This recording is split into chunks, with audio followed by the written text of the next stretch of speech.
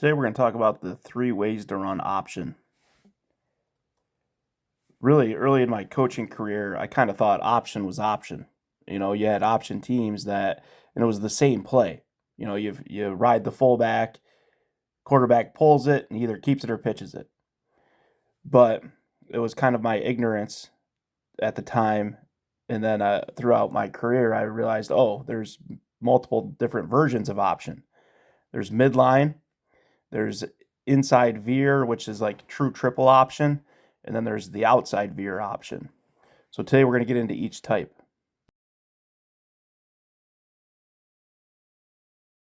So we're first going to look at midline here.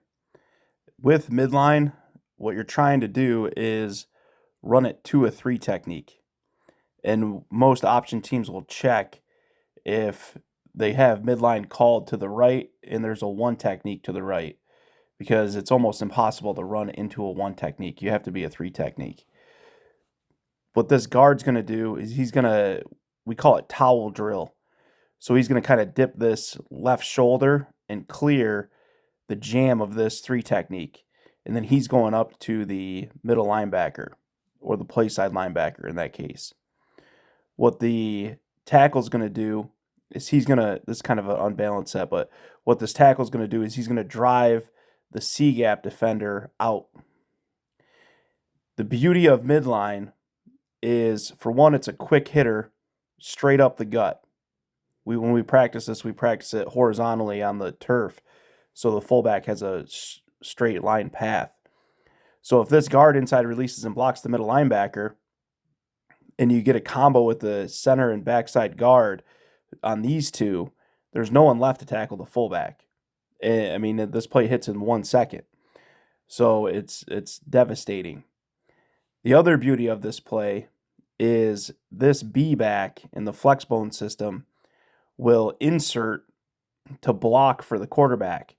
So if the fullback doesn't get it on the quick hitter, the quarterback has a lead block. Now, if you don't have a wing in your system, you can always fold your tight end to replace that block. So let's take a look at it here. So here's the 3 technique. There's the inside release with the guard. In this case, they don't insert the B back because they have this extra tight end as the lead block.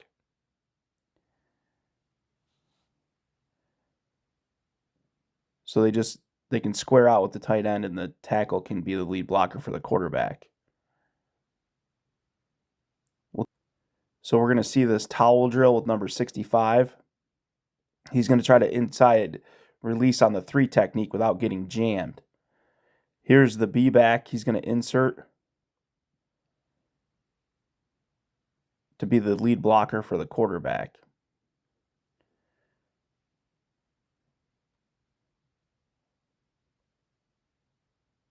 So they actually inserted the motion man, but same idea. Just a block exchange there. Quarterback makes a good cut, ends up taking it to the house. So that's midline option. You're running it at a 3 technique with a lead block for the quarterback.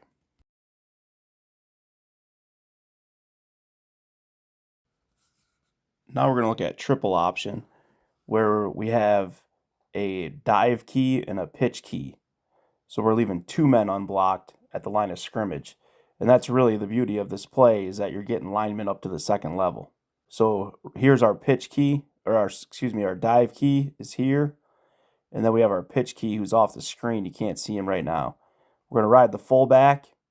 If the dive key crashes on the fullback, we're going to pull it. Here's the pitch key. Pitch key's attacking the quarterback. So we're going to pitch it. We have this arc block to the corner, and it ends up being a huge gain. Here's a look at triple option.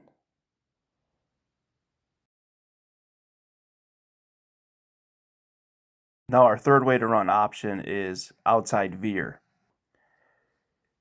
What's going to happen here is it's very similar to like a C-gap off tackle play. You're going to leave the end, and you're going to try to either double team or just gap scheme the play side. Here's Air Force running it. So we're going to leave the defensive end unblocked. And then the fullback will take more of a outside foot of the guard, well, really like the crack of the tackle path on the ride. So it's a little bit wider than a triple option would be through the B gap.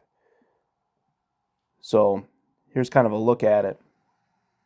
Air Force kind of taking this one to the house, taking advantage of undisciplined defenses.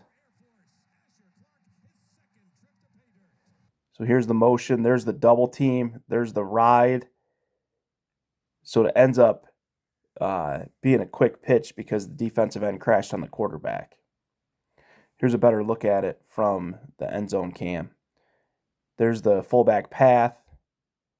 They attack the quarterback, and the corner is who screwed up on that because he also attacked the quarterback. So I like outside veer, especially for high school, because you're not leaving two guys unblocked at the line of scrimmage. You're only leaving the defensive end. So it's a little bit less hairy with the quarterback getting smoked. It's much easier to read for the quarterback. I want to pause it here where we see the path of the fullback.